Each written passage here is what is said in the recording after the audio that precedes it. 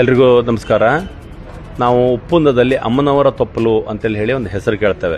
ತುಂಬ ಜನಕ್ಕೆ ಆಶ್ಚರ್ಯ ಇದೆ, ಏನು ಅಮ್ಮನವರ ತೊಪ್ಪಲು ಅಂತೇಳಿ ಹೇಳಿ ಅಂತ. ಅಮ್ಮನವರ ತೊಪ್ಪಲು ಅಂತೇಳಿ ಹೇಳಿದರೆ ಕೊಲ್ಲೂರು ಅಮ್ಮನಿಗೆ ಸಂಬಂಧಪಟ್ಟ ಒಂದು ಕ್ಷೇತ್ರ ಅದು. ಇವತ್ತಿಗೂ ಸಹಿತ ಅಲ್ಲಿಂದ ರಥ ಕಟ್ಟುವ ಜನ ಹೋಗುವಂಥದ್ದು, ಹೊರೆಕಾಣಿಕೆ ಹೋಗುವಂಥದ್ದು, ತೆಂಗಿನಕಾಯಿ ಹೋಗುವಂಥದ್ದು ಎಲ್ಲವೂ ಸಹಿತ ಆ ಜಾಗದಿಂದ. ಆ ಅಮ್ಮನವರ ತೊಪ್ಪಲಿನಲ್ಲಿರುವಂಥ ಶ್ರೀರಾಮ ಭಜನಾ ಮಂದಿರ, ಅಲ್ಲಿಯ ಶ್ರೀರಾಮ ಭಜನಾ ಮಂಡಳಿಯ ಆ ದೇವಸ್ಥಾನದ ಕಾರ್ಯಕ್ರಮ ಈ ಬರುವ 19ನೇ ತಾರೀಕು, ಫೆಬ್ರವರಿ 19ನೇ ತಾರೀಕಿಂದ 28ನೇ ತಾರೀಕಿನವರೆಗೆ, ಅಂದರೆ 9 ದಿವಸ ನಡೀತದೆ. ಈ ನಡುವೆ 20ನೇ ತಾರೀಕಿಗೆ ಶಿಲಾಮಯವಾದಂತಹ ರಾಮ ಮಂದಿರ ಸಹಿತ ಲೋಕಾರ್ಪಣೆಗೊಳ್ಳಲಿಕ್ಕಿದೆ.